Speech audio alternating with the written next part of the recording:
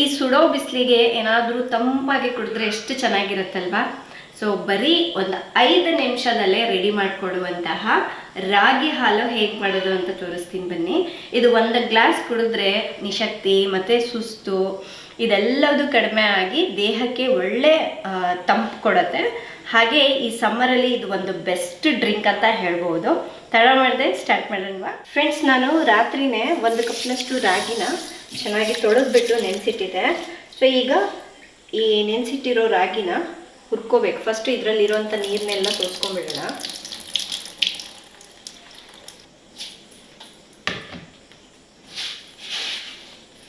ಈಗ ಒಂದು ಕಡಾಯಿಗೆ ರಾಗಿನ ಹಾಕೊಳ್ಳೋಣ. ಈಗ ಸ್ಟವ್ನ ಆನ್ ಮಾಡ್ಕೊಂಡ್ಬಿಟ್ಟು ಮೀಡಿಯಂ ಫ್ಲೇಮಲ್ಲಿ ಇದರಲ್ಲಿರುವಂತಹ ನೀರೆಲ್ಲ ಹಿಂಗೋವರೆಗೂ ಇದನ್ನು ಹುರ್ಕೋಬೇಕು. ಫ್ರೆಂಡ್ಸ್, ನಿಮ್ಗೆ ಒಂದು ವೇಳೆ ಟೈಮ್ ಇಲ್ಲ ಅಂದರೆ ಅಟ್ಲೀಸ್ಟ್ ಒಂದು 8 ಅವರ್ಸ್ ಆದರೂ ರಾಗಿನ ಚೆನ್ನಾಗಿ ನೆನೆಸ್ಬಿಟ್ಟು ಮಾಡ್ಕೊಳ್ಬಹುದು. ಫ್ರೆಂಡ್ಸ್ ನೋಡಿ, ನೀರೆಲ್ಲ ಹಿಂಗೋಗಿದೆ ಅಲ್ವಾ. ಇದನ್ನು ಜಸ್ಟ್ ಒಂದು 3 to 4 ಮಿನಿಟ್ಸ್ ನಾವು ಈ ರೀತಿ ಬೇಯಿಸ್ಕೊಂಡ್ರೆ ಸಾಕು. ಒಂದು ಕಾಳು ತೊಗೊಂಡ್ಬಿಟ್ಟು ಬಾಯಿ ಹಾಕ್ಕೊಂಡು ನೋಡಿದ್ರೆ ಗೊತ್ತಾಗ್ಬಿಡುತ್ತೆ, ಅದು ಚೆನ್ನಾಗಿ ಸಾಫ್ಟ್ ಆಗಿರುತ್ತೆ. ಅಂದರೆ ಅದು ಅದೇ ನೀರಲ್ಲೇ ಚೆನ್ನಾಗಿ ಮೆತ್ತಗೆ ಬೆಂದ್ಬಿಟ್ಟಿರುತ್ತೆ. ಈಗ ಸ್ಟವ್ನ ಆಫ್ ಮಾಡ್ಕೊಂಡ್ಬಿಡೋಣ.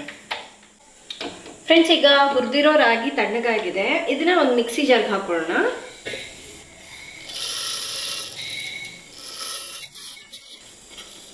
ಒಂದು 15 ಬಾದಾಮಿನ ಕೂಡ ನಾನು ರಾತ್ರಿನೇ ನೆನೆಸಿಟ್ಟಿದ್ದೆ. ಸಿಪ್ಪೆ ತೆಗೆದುಬಿಟ್ಟು ಹಾಕೋಬೇಕು. ಇದು ರುಬ್ಲಿಕ್ಕೆ ಬೇಕಾದಷ್ಟು ನೀರನ್ನ ಹಾಕ್ಕೊಳ್ಳೋಣ. ಫಸ್ಟಿಗೆ ನಾನಿಲ್ಲಿ ಒಂದು ಅರ್ಧ ಗ್ಲಾಸ್ನಷ್ಟು ಹಾಕಿರ್ತೀನಿ. ಇದನ್ನು ನುಣ್ಣಗೆ ರುಬ್ಕೋಬೇಕು.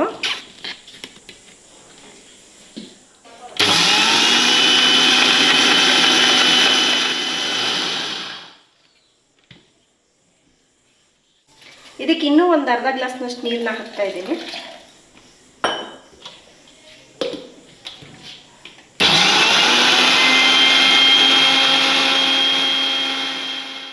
ಫ್ರೆಂಡ್ಸ್, ಈ ರಾಗಿ ಹಾಲನ್ನು ಈ ರೀತಿ ಒಂದು ತೆಳುವಾದ ಬಟ್ಟೆಯಲ್ಲಿ ಹಾಕ್ಕೊಂಡು ಸೋಸ್ಕೋಬೇಕು.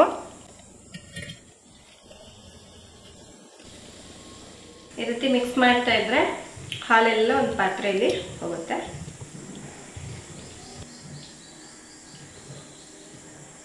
ಸೊ ಈ ರೀತಿ ಸೋಸ್ಕೊಂಡಾದ್ಮೇಲೆ ಮತ್ತೆ ಇದು ರುಬ್ಬಿರೋ ರಾಗಿ ಇರತ್ತಲ್ವ, ಇದು ತೆಗೆದು ಮಿಕ್ಸಿ ಜಾರ್ಗೆ ಹಾಕ್ಕೋಬೇಕು.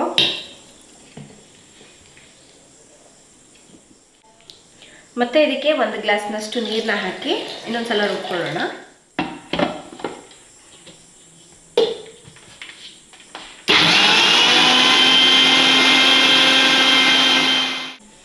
ಮತ್ತೆ ಸೇಮ್ ಪ್ರೊಸೆಸ್, ಮತ್ತೆ ಇನ್ನೊಂದ್ಸಲ ಈ ರಾಗಿ ಹಾಲನ್ನ ಸೋಸ್ಕೋಬೇಕು. ಫ್ರೆಂಡ್ಸ್, ಈ ರೀತಿ ಒಂದು 3 to 4 ಟೈಮ್ಸ್ ರುಬ್ಕೊಳ್ಳೋದು ಮತ್ತು ಸೋಸ್ಕೊಳ್ಳೋದು ನೀರು ಹಾಕ್ಬಿಟ್ಟು. ಸೊ ಈ ಥರ ಮಾಡೋದ್ರಿಂದ ನೋಡಿ ಕಂಪ್ಲೀಟಾಗಿ ರಾಗಿನೆಲ್ಲ ನಾನು ರುಬ್ಬಿ ಅದರ ಹಾಲೆಲ್ಲ ತೆಗ್ದಿದ್ದೀನಿ. ಸೊ ಈ ಥರ ಆಗುತ್ತೆ.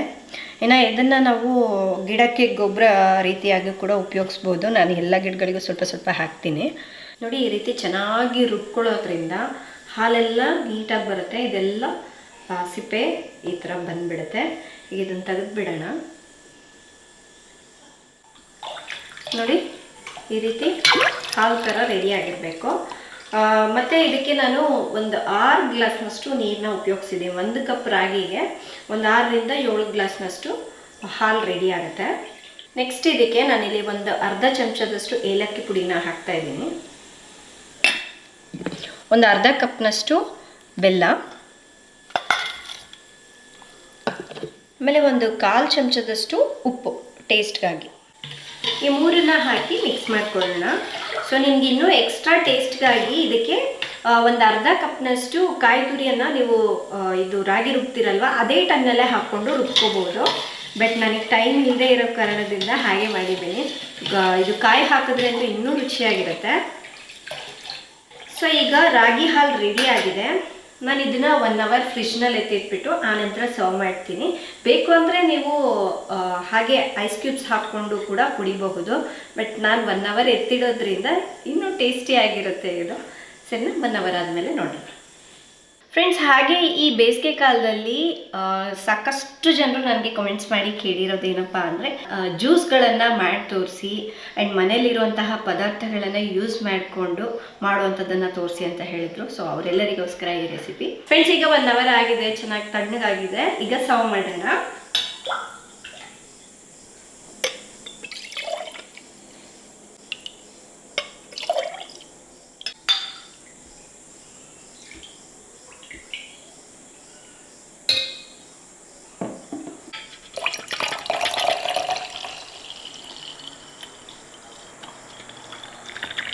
ಫ್ರೆಂಡ್ಸ್, ಇದನ್ನು ಹೀಗೆ ಸರ್ವ್ ಮಾಡ್ಬೋದು.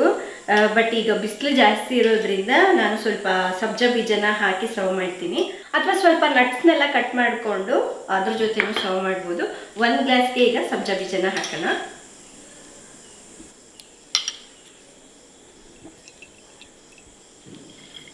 ಫ್ರೆಂಡ್ಸ್, ನೋಡ್ತಾ ಇದ್ದೀರಲ್ವ ಎಷ್ಟು ಸೂಪರಾಗಿ ಬಂದಿದೆ ಅಂತ.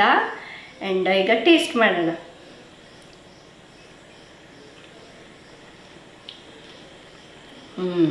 ಕುಡಿಲಿಕ್ಕೂ ಕೂಡ ತುಂಬ ರುಚಿಯಾಗಿದೆ, ಪರ್ಫೆಕ್ಟಾಗಿ ಆಗಿದೆ.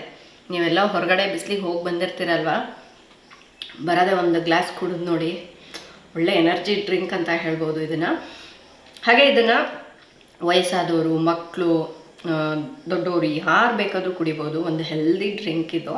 ನಿಮಗೆ ಒಂದು ವೇಳೆ ಬೆಲ್ಲ ಬೇಡ ಅಂದ್ಕೊಂಡ್ರು ಹಾಗೆ ಕೂಡ ಕುಡಿಬಹುದು, ತುಂಬ ಚೆನ್ನಾಗಿರುತ್ತೆ.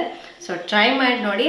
ಆ್ಯಂಡ್ ಹಾಗೆ ಇವತ್ತಿನ ಈ ರಾಗಿ ಹಾಲು ಹೇಗಿತ್ತು ಅನ್ನೋದನ್ನು ಕಾಮೆಂಟ್ ಮಾಡಿ ತಿಳಿಸಿ, ನೀವು ಒಂದು ವೇಳೆ ಟ್ರೈ ಮಾಡ್ದವರಾದರೆ. ಸೊ ಇವತ್ತಿನ ರೆಸಿಪಿ ಇಷ್ಟೇ ಫ್ರೆಂಡ್ಸ್. ತಮ್ಮೆಲ್ಲರಿಗೂ ಇವತ್ತಿನ ವಿಡಿಯೋ ಇಷ್ಟ ಆಗಿದೆ ಅಂದ್ಕೊಳ್ತಾ ಇದ್ದೀನಿ. ಇಷ್ಟ ಆದರೆ ಪ್ಲೀಸ್ ಒಂದು ಲೈಕ್ನ ಕೊಡಿ. ನಿಮ್ಮ ಫ್ರೆಂಡ್ಸ್ಗೆ, ಫ್ಯಾಮಿಲಿ ಮೆಂಬರ್ಸ್ಗೂ ಕೂಡ ಈ ರೆಸಿಪಿನ ಶೇರ್ ಮಾಡಿ. ನಾಳೆ ಇನ್ನೊಂದು ಹೊಸ ವಿಡಿಯೋದೊಂದಿಗೆ ಮತ್ತೆ ಸಿಗ್ತೀನಿ. ಅಲ್ಲಿವರೆಗೂ ಟೇಕ್ ಕೇರ್, ಬಾಯ್.